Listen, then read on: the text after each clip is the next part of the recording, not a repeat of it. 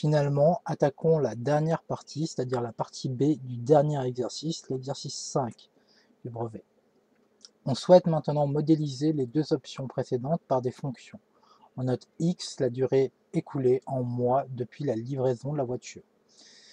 La fonction G, permettant de calculer la dépense correspondant à l'option location, peut s'écrire sous la forme G de X égale 425X, car la location coûtait 425 € par mois, donc étant donné que X est le nombre de mois, 425 fois le nombre de mois correspond à 425X. Il n'était pas demandé de justifier que G de X avait pour expression 425X. Déterminer l'expression de f de x permettant de calculer la dépense correspondant à l'option achat. Pour déterminer l'expression de f de x pour l'option achat, il suffit premièrement de considérer le prix de base, qui était de 22 400, et ensuite de ne pas oublier que l'assurance coûtait 75 € par mois. Or, le nombre de mois était x. Par conséquent, f de x a pour expression 22 400 plus 75x. La dernière question était sur le graphique de la page suivante. J'ai rapproché le graphique pour que vous puissiez le voir. On a tracé les courbes représentatives CF et CG des fonctions f et g.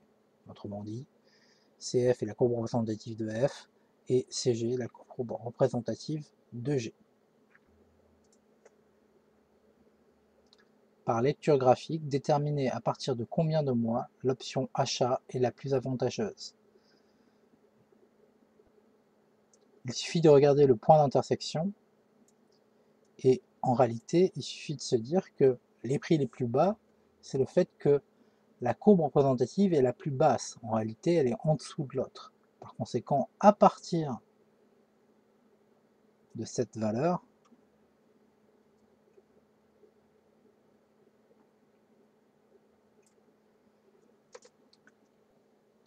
c'est-à-dire le nombre de mois que l'on peut lire en abscisse, alors l'option achat est la plus avantageuse. On remarque que graphiquement, ça fait à peu près 62. J'avertis, toutes les valeurs entre 60 et 70 sont pratiquement acceptées, puisque là, c'est vraiment de la lecture purement graphique et qu'il y a toujours un petit décalage par rapport à la réalité, ou du moins, il peut en avoir un. Vous pouvez imaginer que ce n'est pas du papier millimétré, donc ça peut poser problème. Maintenant, nous pouvons vérifier ceci par le calcul.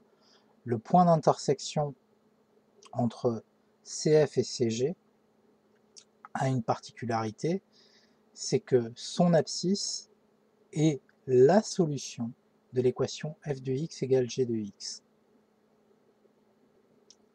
On va effectuer ce calcul et vérifier. Nous savions que l'expression de f de x est 22 400 plus 75x. Nous savons que l'expression de g de x est 425x.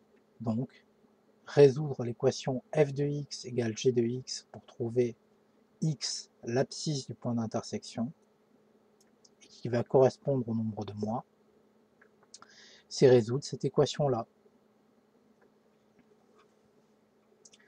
Alors vous êtes assez libre pour le faire, vous pouvez faire passer 75x par exemple de l'autre côté, c'est-à-dire on soustrait 75x des deux côtés, et ça nous donne 22 400 égale 425x moins 75x, soit 350x. Ainsi, x est égal à 22 400 divisé par 350, ça fait 64 mois.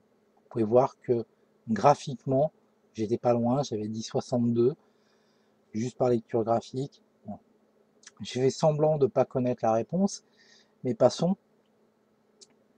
Si vous avez indiqué 62 mois par lecture graphique, c'était accepté. Donc l'option achat devient plus avantageuse à partir du 64e mois. Et voilà la question qui concluait le brevet.